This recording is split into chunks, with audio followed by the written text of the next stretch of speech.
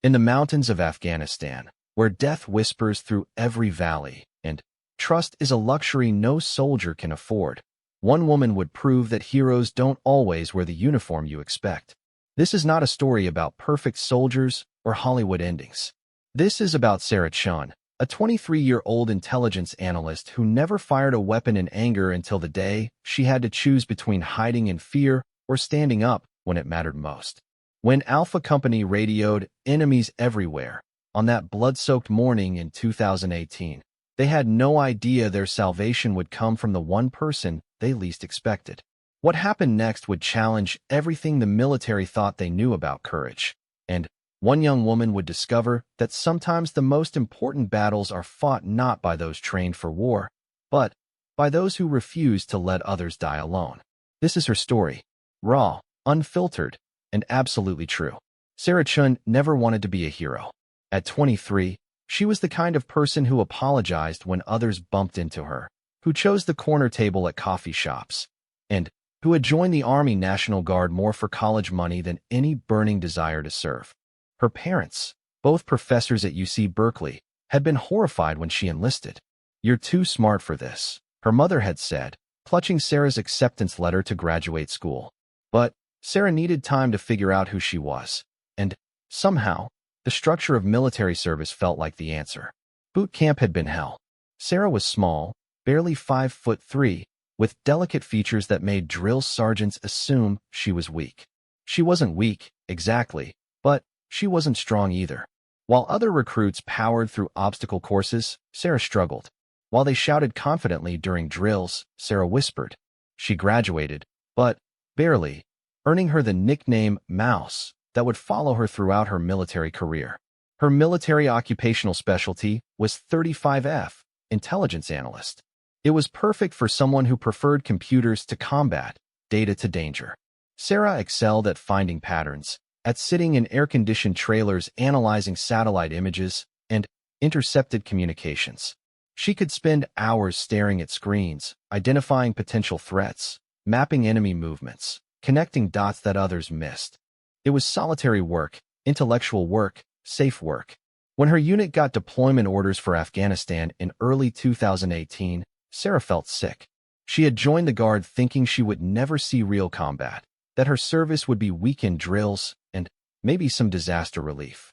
Afghanistan was supposed to be winding down anyway. American forces were pulling back, letting Afghan troops take the lead. How dangerous could it really be? Forward Operating Base Chapman sat in the mountains of Khost Province like a concrete island in an ocean of hostility. The base was smaller than Sarah had expected, home to maybe 800 American and coalition forces surrounded by walls, razor wire, and the constant awareness that outside those walls, people wanted them dead. Sarah's world became a windowless intelligence office where she spent 12 hours a day analyzing drone footage, reading intercepted messages, and trying to predict where the next attack might come from. The work was important, Sarah knew that. Every piece of intelligence she processed, every pattern she identified, every threat she flagged could save lives.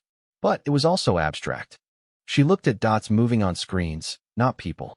She read coded messages, not human emotions. The war, for Sarah, was something that happened to other people in other places. She was support staff, background, invisible. Her colleagues treated her that way too.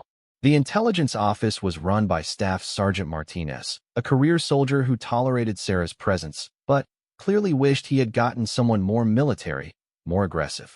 The other analysts, all men, were polite enough, but never included her in their conversations about weapons, tactics, or their previous deployments. Sarah ate meals alone, spent her rare free time reading, and counted the days until she could go home. The closest Sarah came to real danger was the occasional rocket attack. When the alarm sounded, everyone would grab their gear and run to the nearest bunker to wait it out. These attacks were usually ineffective, a few rockets landing harmlessly in empty areas of the base, but they reminded everyone that the war was still very much alive. Sarah would sit in those bunkers, heart pounding, armor heavy on her small frame, wondering what she was doing there. 3 months into her deployment, Sarah had settled into a routine. Wake up at 0500, grab breakfast, arrive at the intelligence center by 0600, stare at screens until 1800, eat dinner, sleep, repeat. The work was becoming easier as she learned to recognize patterns in enemy communications, to spot the subtle signs that indicated an impending attack. She was getting good at her job, finding confidence in her analytical skills, even if she still felt out of place everywhere else. It was during this time that Sarah first heard about Alpha Company. They were infantry, stationed at a smaller outpost about 20 miles from Chapman. Unlike the relative safety of the main base, Alpha Company lived exposed, vulnerable, constantly patrolling areas where Taliban fighters moved freely. Sarah read their situation reports, analyzed intelligence about their area of operations, but she had never met any of them face to face. They were just names in reports, call signs on radio communications, distant colleagues in a war that felt increasingly abstract. Staff Sergeant Martinez would sometimes mention Alpha Company during intelligence briefings, usually in the context of some near-miss or successful patrol. Good bunch of fighters, he would say. They know their business. Sarah would nod and file away whatever intelligence update he was sharing, but she never really thought about the fact that these were real people, young men barely older than herself, living in constant danger because of decisions made by people far away from the fighting. Sarah woke up at 0430 on September 15th with a knot in her stomach. She had barely slept, her mind racing through all the intelligence indicators pointing toward an imminent attack on Alpha Company. The intercepted communications from the previous evening had been the clearest yet, and Sarah knew that somewhere out there in the darkness, Taliban fighters were already moving into position. She dressed quickly and hurried to the intelligence center, hoping to find some new information, some last-minute communication that might give her more specifics about the timing or nature of the attack. The center was empty except for the night shift operator, Specialist Williams, who was reading a paperback novel and drinking coffee. "Any traffic overnight?" Sarah asked, settling at her workstation. Williams shook his head. "Dead quiet. Unusual, actually. Usually get some chatter around this time." Sarah's anxiety spiked. Radio silence often preceded major operations. It meant the enemy had switched to more secure communications, or, worse, that they were close enough to their target that they no longer needed to coordinate by radio. She pulled up the latest intelligence summaries, hoping someone else had picked up on the threat indicators she had been tracking. Nothing. The overnight intelligence reports were routine, scattered mentions of minor incidents, routine patrols, normal activity levels. It was as if the warning signs Sarah had been seeing simply didn't exist in anyone else's analysis. She felt like she was watching a car accident in slow motion, able to see the collision coming but powerless to prevent it.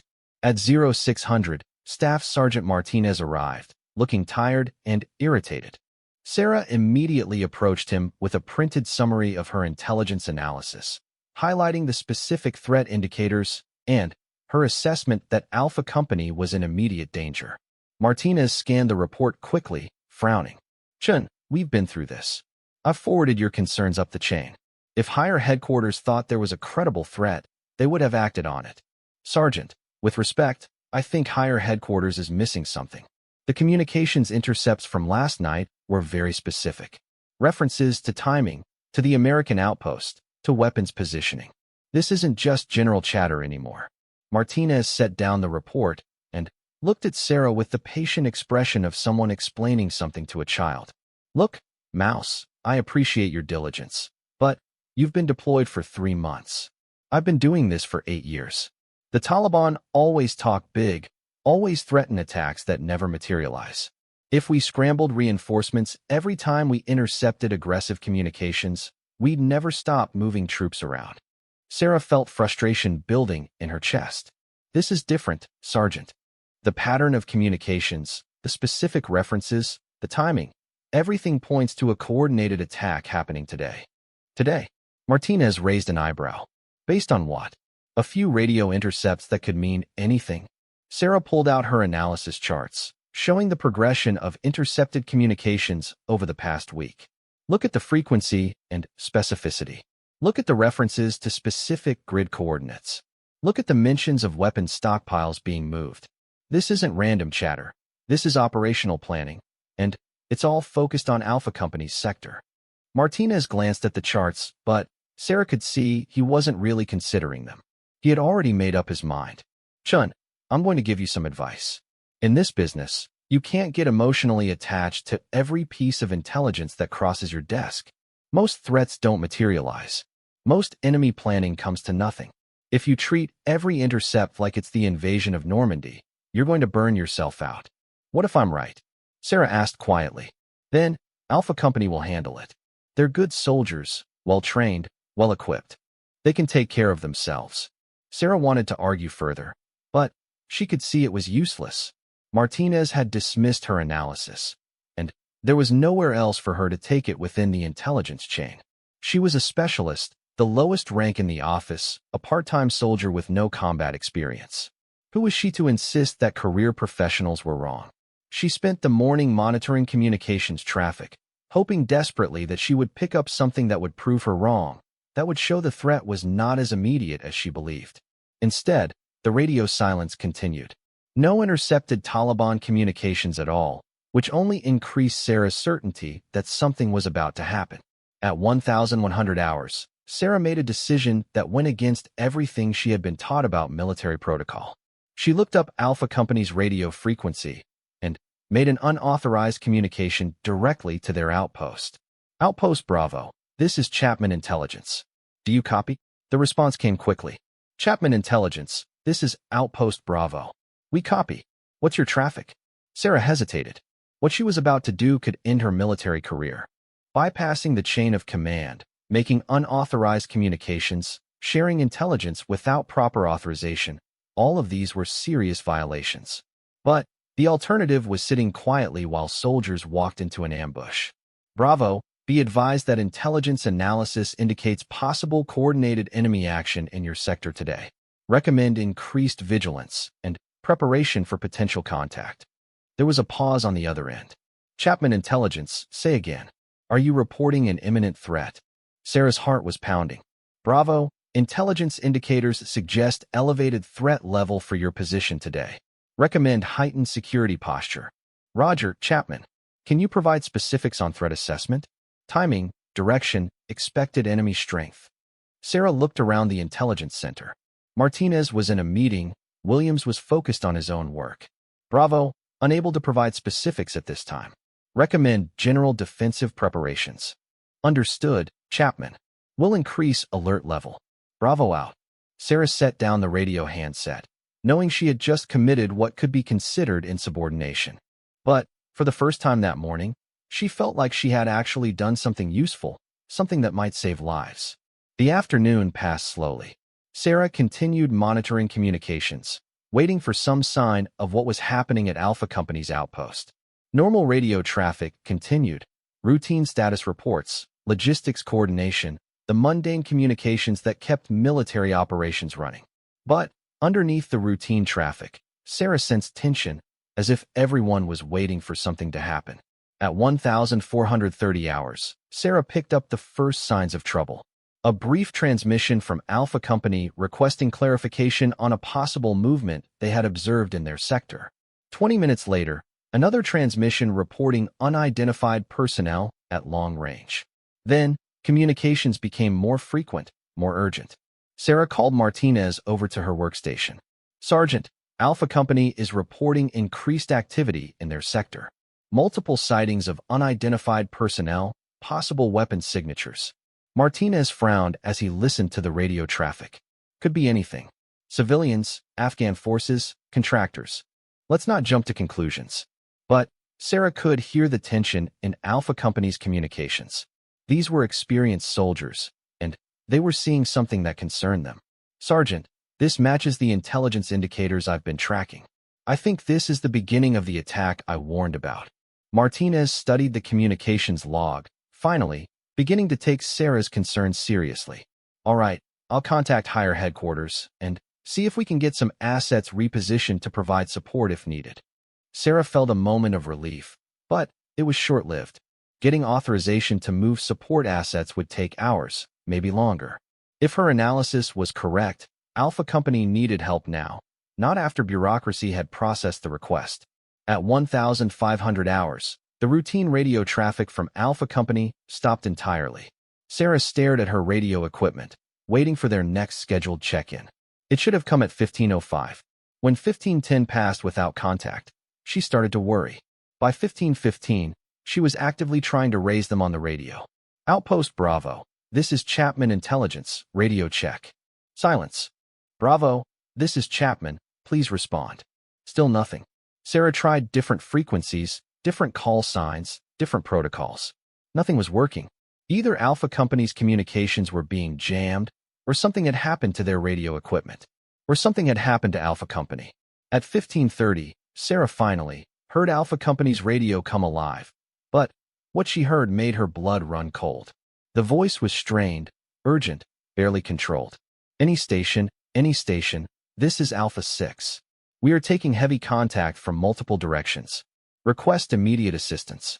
We have casualties and are running low on ammunition. The transmission crackled with the sound of gunfire in the background. Sarah could hear explosions, shouting, the distinctive crack of rifle fire. Alpha Company was under attack, just as she had predicted, and they were in serious trouble. The sound of Alpha Company's desperate radio calls echoed through the intelligence center as Sarah made the most important decision of her life. Staff Sergeant Martinez was frantically coordinating with higher headquarters, trying to organize air support and reinforcements, but Sarah could hear the frustration in his voice. The bureaucracy was moving too slowly. By the time help arrived, Alpha Company might be overrun. Sarah stood up from her workstation and walked to the weapons locker where the unit's assigned rifles were stored. Her hands shook as she input the combination, her mind racing through the magnitude of what she was about to do. She had fired an M4 rifle exactly twice since arriving in Afghanistan, both times at the firing range under controlled conditions. She was not a combat soldier. She was an intelligence analyst who was about to walk into a battle that trained infantry were struggling to survive. "Where are you going, Chun?" Martinez called out without looking up from his radio. Sarah pulled her rifle from the locker and checked the magazine. 30 rounds. She grabbed 2 additional magazines and stuffed them into her cargo pockets. "Alpha Company needs help, Sergeant. I know their position better than anyone. I've been studying their area of operations for months." Martinez finally looked up, his eyes widening as he saw Sarah checking her weapon. "Chun, what the hell are you doing? You can't just walk out there." "Someone has to, Sergeant. They're surrounded and running out of ammunition. Air support is at least 40 minutes away, ground reinforcements even longer. By then, it'll be over. Mouse, you're an analyst, not infantry. You'll get yourself killed and won't help anyone." Sarah slung her rifle over her shoulder and grabbed her body armor. "Maybe, but I know that area better than any of the pilots who are going to try to help them. I know the terrain, the enemy positions, the likely escape routes. I analyzed all of this data for weeks. If I can get close enough to the battle, I can help coordinate the response." Martinez stood up, clearly torn between his responsibility to keep his people safe and his understanding that Sarah might be right. "This is insane. You don't have authorization, you don't have transportation, you don't have support." Sarah was already heading for the door. "I can get a vehicle from the motor pool. Tell them it's for emergency intelligence gathering." As for authorization, she shrugged. Sometimes you have to do what's right instead of what's authorized. The September afternoon heat hit Sarah like a wall as she stepped outside the air-conditioned intelligence center. Forward Operating Base Chapman was alive with activity as word of Alpha Company's situation spread. Soldiers were running between buildings, vehicles were being prepared, and she could hear helicopters spinning up in the distance. But Sarah knew that all of this activity, necessary as it was, would take time to organize and deploy. At the motor pool, Sarah found Sergeant First Class Jackson fueling a up-armored Humvee. Jackson was a career soldier who had been in Afghanistan for most of the past decade, rotating through multiple deployments. Sarah had barely spoken to him before, but she knew he had a reputation for being both competent and slightly reckless. "Jackson, I need a ride," Sarah said, trying to project more confidence than she felt. Jackson looked up from the fuel nozzle, taking in Sarah's weapon and gear. "Where to, Intel?" "Alpha Company's position. They're in contact and need immediate support." Jackson's expression became serious. That's 20 miles through hostile territory. Command hasn't authorized any ground movement to their position yet. Sarah took a deep breath. I have intelligence about the enemy positions and attack patterns that could help coordinate the rescue effort. But I need to get close enough to the battle to be effective. Jackson studied her for a moment, clearly weighing the risks. You know what you're asking for, right? 20 miles through territory that's crawling with Taliban fighters who just ambushed an infantry company. Good chance we don't make it. Alpha Company is surrounded and cut off. Air support can't get there for 40 minutes. They need help now. Jackson nodded slowly. All right, intel. But if we're doing this, we're doing it right. You know how to use that rifle.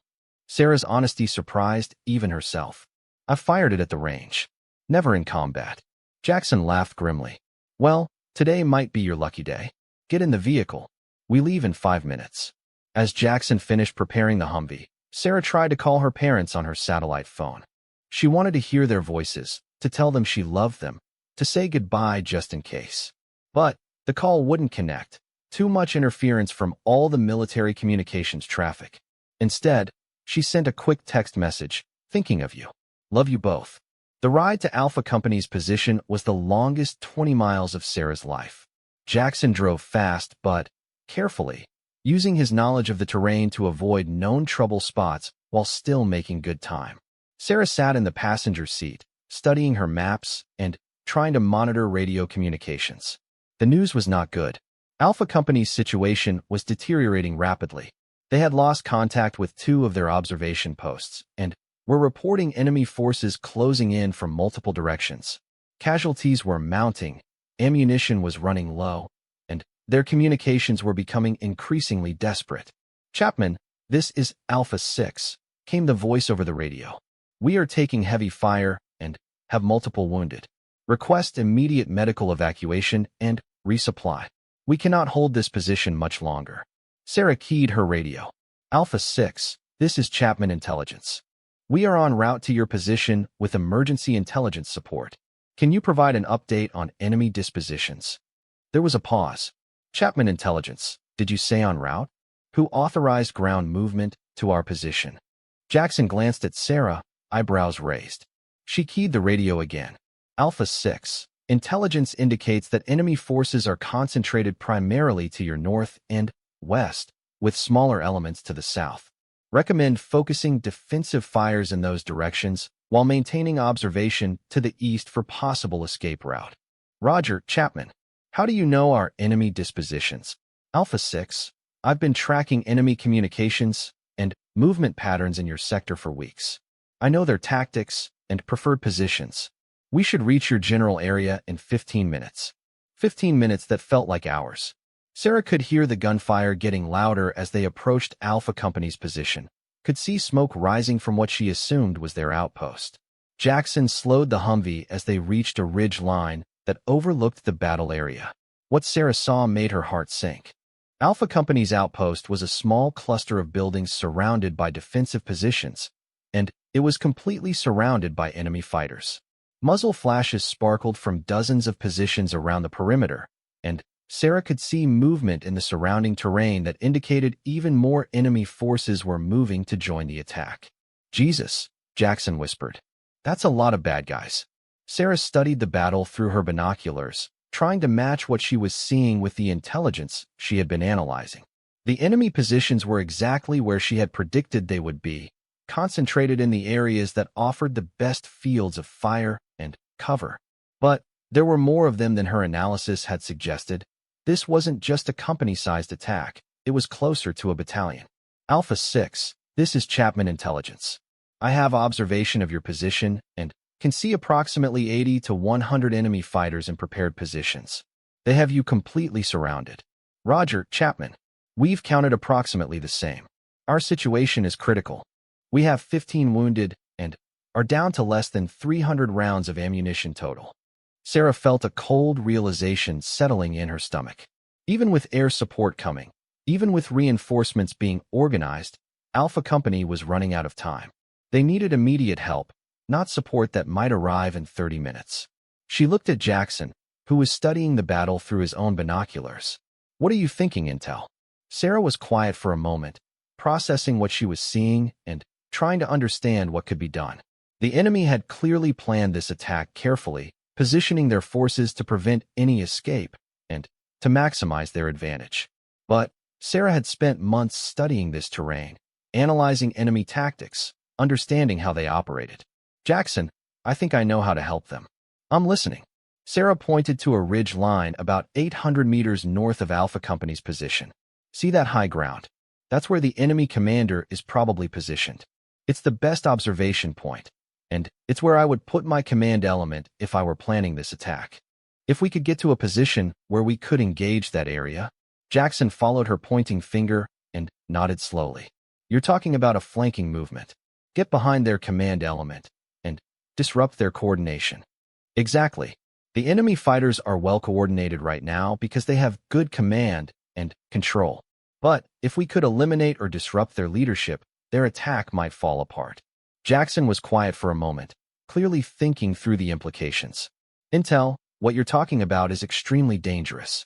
We would have to move through territory that's crawling with enemy fighters, get into position without being detected, and then engage targets that are probably well defended. Sarah looked back at the battle raging around Alpha Company's position. She could see that their defensive fire was becoming more sporadic, that the enemy was getting closer to their perimeter. In a few more minutes, the enemy would be close enough to overrun the position entirely. Jackson, they're going to die if someone doesn't do something right now. Jackson nodded grimly. All right, Intel. But if we're doing this, we need to be smart about it. You know the terrain better than I do. Can you guide us to a position where we can be effective? Sarah studied her maps one more time, tracing potential Sarah and Jackson crawled the final 50 meters to their firing position, every sound magnified in Sarah's ears. The crack of gunfire from the main battle was constant now, punctuated by the distinctive thump of rocket-propelled grenades and the deeper boom of improvised explosive devices. Alpha Company was fighting for their lives, and Sarah could hear in their radio communications that they were running out of time. From their concealed position behind a cluster of rocks, Sarah had a clear view of what she had identified as the enemy command post. About 400 meters away, she could see figures moving around what appeared to be a sophisticated observation position complete with communications equipment and what looked like a mortar tube. Just as she had analyzed, this was where the enemy commander was directing the attack. Jackson was studying the target area through his rifle scope. I count 6, maybe 7 fighters in that position. Good eyes, Intel. That's definitely their command element. Sarah's hands were shaking as she tried to sight in on the target area. Through her own scope, she could see individual enemy fighters clearly enough to make out their faces, their weapons, their expressions of concentration as they directed the battle. These weren't abstract targets on a computer screen anymore. These were people, and Sarah was about to try to kill them. Alpha 6, this is Chapman Intelligence, Sarah whispered into her radio. We are in position to engage enemy command element. When we open fire, recommend you concentrate your defensive fires to the north and west. Enemy coordination should be disrupted within 60 seconds. Chapman Intelligence, say again your position. You said you are in position to engage the enemy? Affirmative, Alpha 6. We have identified enemy command post and are preparing to engage. Stand by. Jackson looked at Sarah seriously. Last chance to change your mind, Intel. Once we start shooting, this becomes very real very fast. Sarah thought about Alpha Company, surrounded and desperate. She thought about the young soldiers she had never met but whose lives depended on someone doing something right now. She thought about all the intelligence reports she had written, all the analysis she had done, all the warnings that had been ignored. This was her chance to make a difference, to do something that mattered. I'm ready. Jackson nodded. We'll engage on my mark. Focus on the target with the radio equipment. That's probably their commander. After we fire our first shots, we'll have maybe 30 seconds before they figure out where we are and start shooting back. Make those shots count. Sarah's finger found the trigger of her rifle.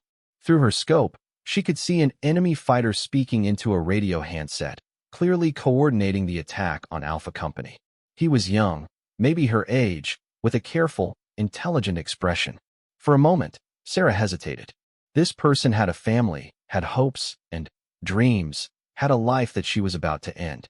But then, she heard Alpha Company's radio call. "Chapman, we have enemy forces at the perimeter wire. We are about to be overrun. Where's that support?" "Now," Jackson whispered. Sarah pulled the trigger. The rifle kicked against her shoulder harder than she had expected, and for a moment she lost sight of her target. When she reacquired her sight picture, she saw that the enemy fighter with the radio was down. Jackson's rifle cracked beside her, and another enemy fighter fell. The command post erupted into confusion as the survivors scrambled for cover. "Keep shooting," Jackson said calmly, working his bolt action. "We need to keep them suppressed." Sarah fired again, trying to hit the fighters who were attempting to move the radio equipment to safety. Her second shot missed, kicking up dirt near her target. Her third shot found its mark, dropping another enemy fighter.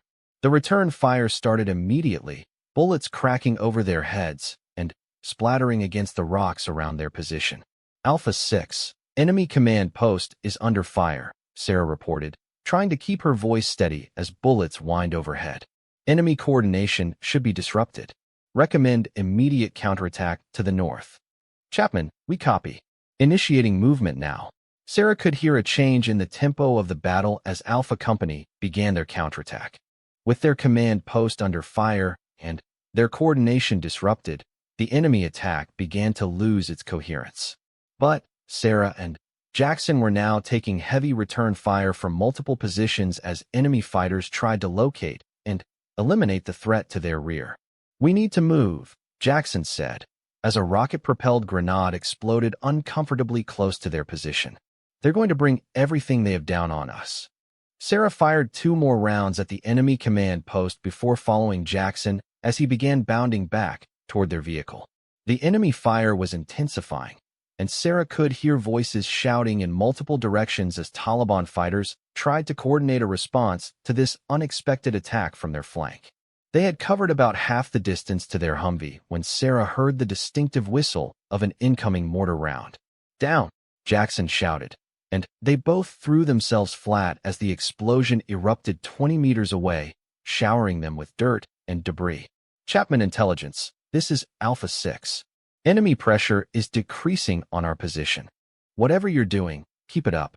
Sarah and Jackson reached their vehicle and climbed in, Jackson immediately starting the engine and beginning to move them away from their compromised position.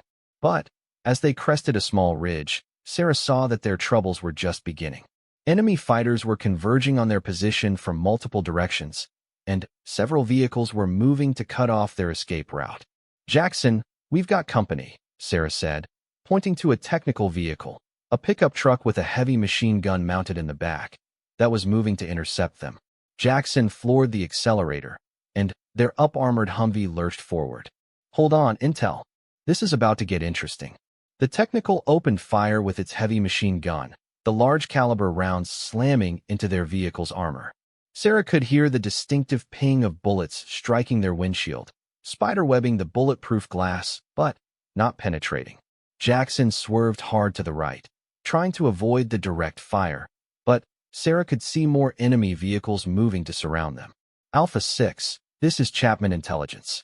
We are under heavy fire and attempting to egress the area. Multiple enemy vehicles in pursuit." "Roger, Chapman. Air support is inbound. Estimated time of arrival 8 minutes. Can you evade until then?" 8 minutes.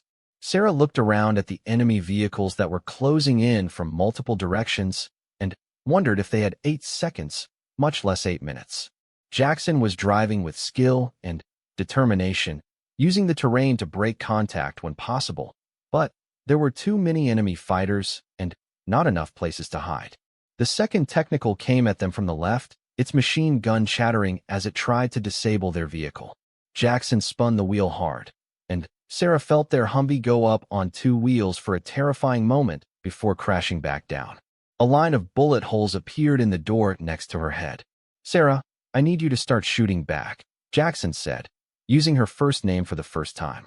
"There's a port behind your seat. See if you can discourage some of these guys." Sarah awkwardly positioned herself at the firing port and tried to sight in on the nearest technical. Her hands were shaking so badly that she could barely hold her rifle steady, but she forced herself to focus on the target and squeezed the trigger. Her first shots went wide, But her fourth round found the windshield of the pursuing vehicle, and she saw it swerve off course. Good shooting, Intel. Keep it up. The chase continued across the rocky terrain, with Jackson using every driving skill he possessed to keep them ahead of their pursuers. Sarah continued firing whenever she had a clear shot, trying to force the enemy vehicles to keep their distance. But she could see that their ammunition was running low, and the enemy fighters were becoming more aggressive as they realized their quarry was weakening. Just when Sarah thought they might not make it, she heard the most beautiful sound in the world, the roar of jet engines overhead. Chapman Intelligence, this is Viper 1-1. We have visual on multiple enemy vehicles pursuing a friendly ground element. Requesting clearance to engage. Viper 1-1, this is Chapman Intelligence. You are cleared hot. Danger close. Sarah watched through their windshield as the F-16 made its first strafing run, its 20mm cannon tearing into the lead technical and sending it cartwheeling across the landscape. The other enemy vehicles immediately scattered, their drivers suddenly more concerned with avoiding airstrikes than pursuing Sarah and Jackson. Viper 1-1, excellent shooting. Multiple enemy vehicles neutralized. Roger, Chapman. We'll provide cover for your egress. Additional air support is en route to assist Alpha Company. As they finally reached safer territory, Sarah slumped back in her seat, the adrenaline that had sustained her beginning to fade. Her hands were shaking uncontrollably, and she realized that she was crying. From relief, from stress, from the overwhelming realization of what they had just survived. You did good, Intel, Jackson said quietly. Really good. That was some of the best tactical thinking I've seen in 20 years. Sarah looked back toward the battle area, where she could see additional air strikes hitting enemy positions around Alpha Company's outpost. Did we save them?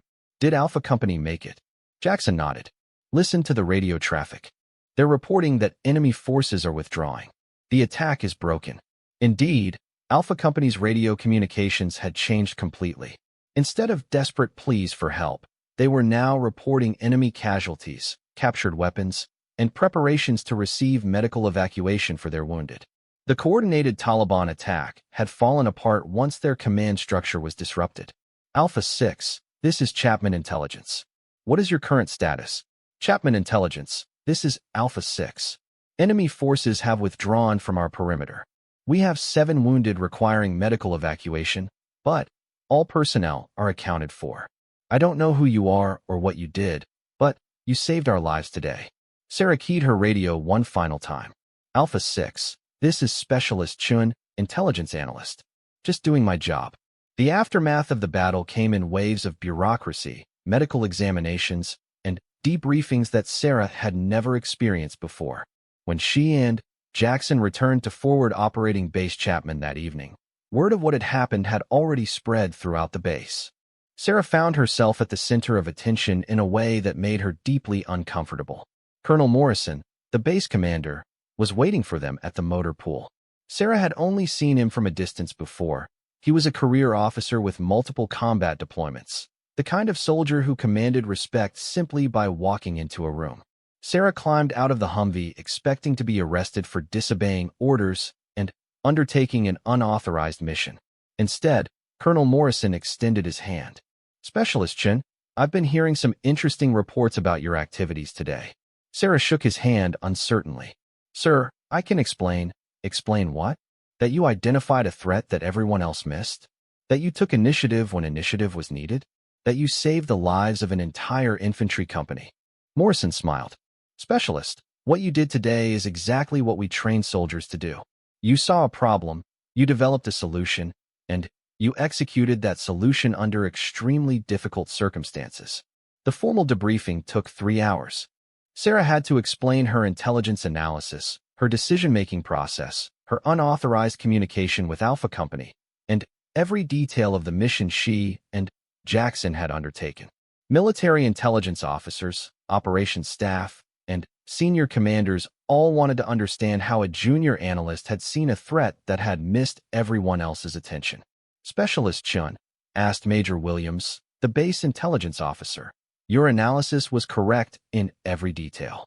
The enemy's strength, their positioning, their tactics, their timing, everything. How did you develop such accurate intelligence when other analysts missed these indicators?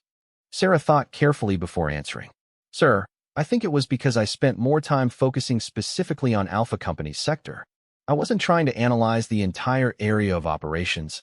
I was looking at one specific location in detail. That allowed me to see patterns that might not have been visible in a broader analysis. And your decision to engage the enemy command post, that was not something you learned in intelligence training. No, sir. But I had studied the terrain for months, analyzed enemy tactics, understood their preferred methods of operation. When I saw the battle developing, I could see how their command structure was controlling the attack, disrupting that seemed like the most effective way to help Alpha Company. Major Williams nodded slowly. Specialist, what you accomplished today represents some of the finest tactical thinking I've seen in my career. You combined intelligence analysis with battlefield awareness and individual initiative in a way that saved lives and achieved mission success. But it was the personal encounters that affected Sarah most deeply. 2 days after the battle, Alpha Company returned to forward operating Base Chapman for resupply and medical treatment. Sarah was working in the intelligence center when Staff Sergeant Martinez approached her workstation. Chun, there are some people here who want to meet you. Sarah looked up to see 6 soldiers in dusty combat gear standing in the doorway of the intelligence center. Their unit patches identified them as members of Alpha Company, the soldiers she had helped save. The man in front, wearing the stripes of a staff sergeant, stepped forward. Specialist Chin, I'm Staff Sergeant Rodriguez, Alpha 6. We wanted to thank you personally for what you did. Sarah stood up awkwardly, unsure of the proper protocol for this situation. Sergeant, I was just doing my job. Rodriguez shook his head firmly. No, ma'am. Your job was sitting in this office analyzing intelligence. What you did was way beyond that. You saved our lives. The other soldiers nodded in agreement. One of them, a young private who looked even younger than Sarah, spoke up. Ma'am, when we heard that radio call warning us about the attack, it gave us time to get ready. And when you disrupted their command post during the battle, that's what broke their attack. Without that, we wouldn't have made it. Sarah felt tears welling up in her eyes. I'm just glad everyone made it home. We didn't all make it home, Rodriguez said quietly. We lost Corporal Williams and Private Jackson. But without your warning and your actions during the battle, we would have lost everyone. 14 soldiers are going home to their families because of what you did. The weight of that statement hit Sarah like a physical blow. 14 families would not have to receive the news that their sons, husbands, fathers, or brothers had been killed in action. 14 futures that had been preserved because she had chosen to act instead of following protocol. Over the following weeks, Sarah's life changed in ways she never expected. The story of the intelligence analyst who had walked into battle to save an infantry company spread throughout the military. News organizations picked up the story, and Sarah found herself reluctantly famous as an example of courage and initiative under fire. The official recognition came in the form of the Silver Star, the military's 3rd highest decoration for valor in combat. Sarah stood at attention in her dress uniform as Colonel Morrison read the citation. For gallantry in action against an armed enemy. Specialist Chen displayed extraordinary courage and tactical brilliance in identifying an imminent threat to friendly forces and taking decisive action to neutralize that threat. Her analysis prevented a surprise attack that would have resulted in significant casualties, and her direct engagement of enemy forces disrupted a coordinated assault and enabled friendly forces to repel the attack. But, for Sarah, the real recognition came in more personal forms. Letters from the families of Alpha Company soldiers, thanking her for bringing their loved ones home safely. A photograph from Staff Sergeant Rodriguez's daughter's birthday party, with a note saying that the party was possible because her father was alive to attend it. Small gestures that reminded Sarah that her actions had consequences far beyond the immediate tactical situation. The Army offered Sarah the opportunity to retrain as an infantry soldier, to become a combat arms specialist who could combine her analytical skills with her demonstrated courage under fire. But Sarah declined. She had discovered something important about herself, but she had also learned that her greatest strength lay in her ability to see patterns, to understand complex situations, to provide the kind of analysis that could prevent battles rather than just win them. Instead, Sarah accepted an assignment to the Army's intelligence school, where she would train the next generation of analysts. Her first lecture to new students became famous throughout the intelligence community. Intelligence analysis is not an academic exercise, she would tell them. Every report you write, every assessment you make, every warning you provide, these have real consequences for real people. Your job is not just to collect and analyze information. Your job is to understand that information well enough to act on it when action is needed. She would pause at this point and look directly at her students. You will be tempted to stay in your comfort zone, to stick to procedures and protocols, to avoid taking risks. But sometimes being a good intelligence analyst means being willing to step outside that comfort zone when lives are at stake. Sarah would often end her lectures by showing a photograph of Alpha Company taken after their return from that deployment. 14 young men smiling at the camera, alive and whole, going home to their families. These soldiers are alive today because someone was willing to take intelligence analysis beyond the theoretical and into the practical. Because someone understood that sometimes doing your job means more than just following your job description. Your analysis might someday save lives, but only if you're willing to take ownership of what your intelligence means and act accordingly. Sarah's story became a case study taught at military schools, a reminder that heroism doesn't always come from the people you expect it from, that sometimes the most important courage is displayed not by career warriors, but by ordinary people who choose to do extraordinary things when circumstances demand it. But, for Sarah herself, the most important lesson was personal. She had discovered that she was capable of more than she ever imagined, that when people she cared about were in danger, she could find strength and courage she never knew she possessed. She learned that being small and quiet didn't mean being weak, that thoughtfulness could be combined with action, that intelligence and courage were not mutually exclusive.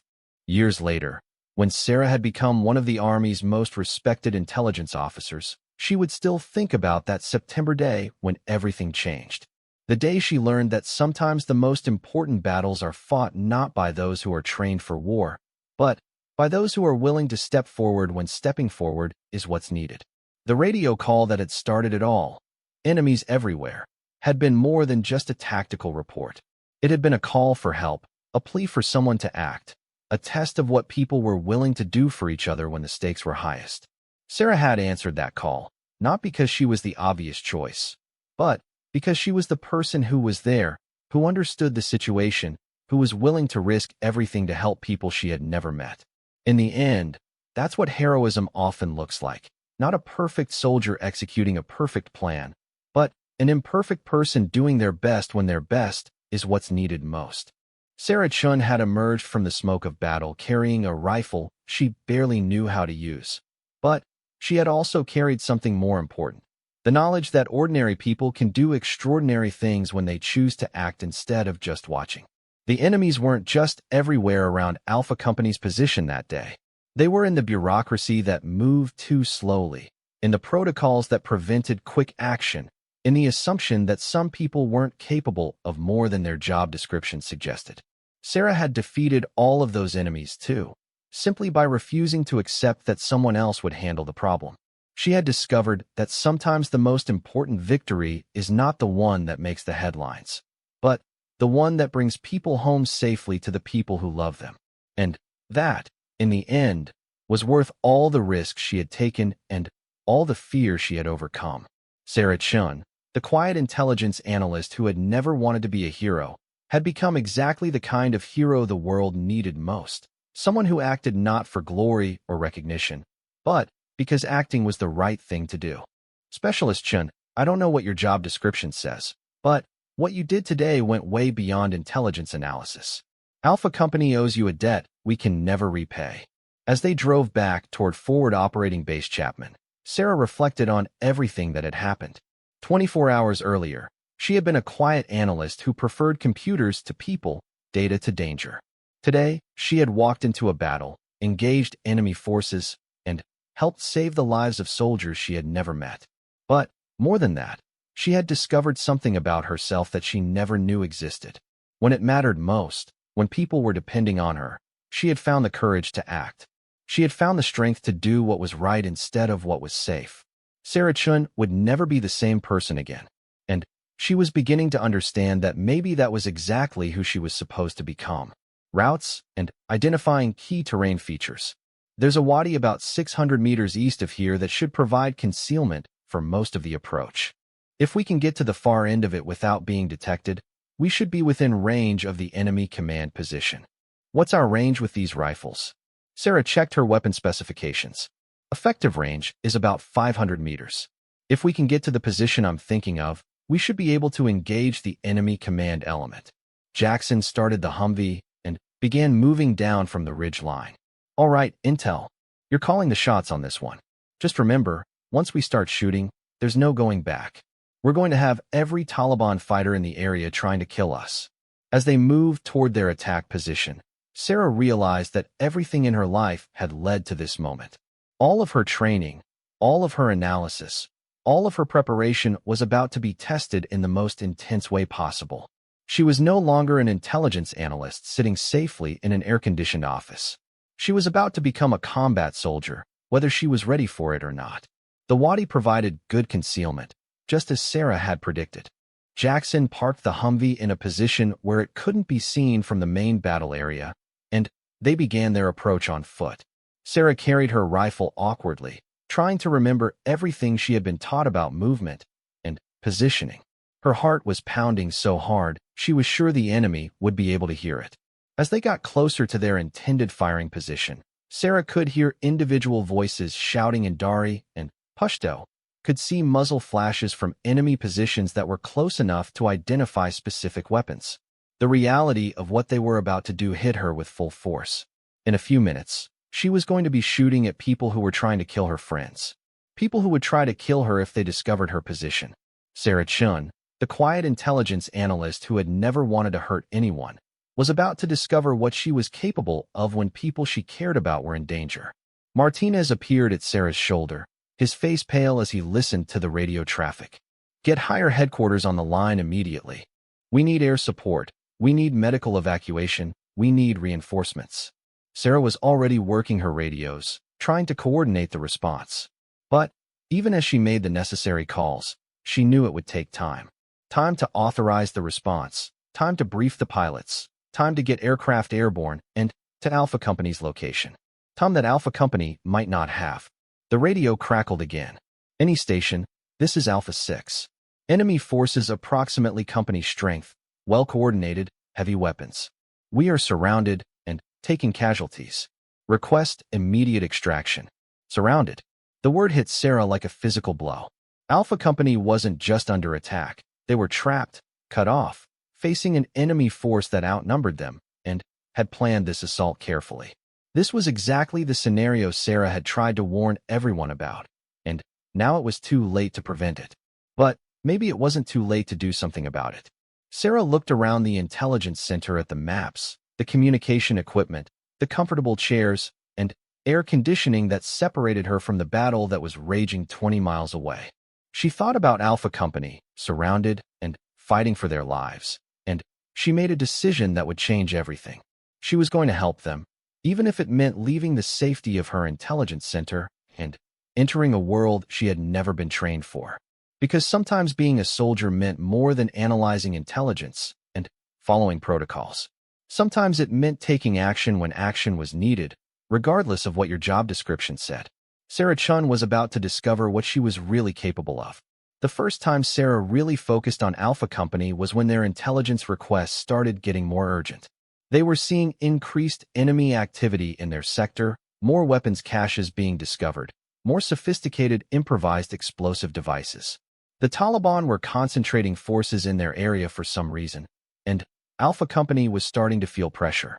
Sarah found herself spending more time analyzing their sector, looking for patterns that might explain what was happening. What she found was troubling.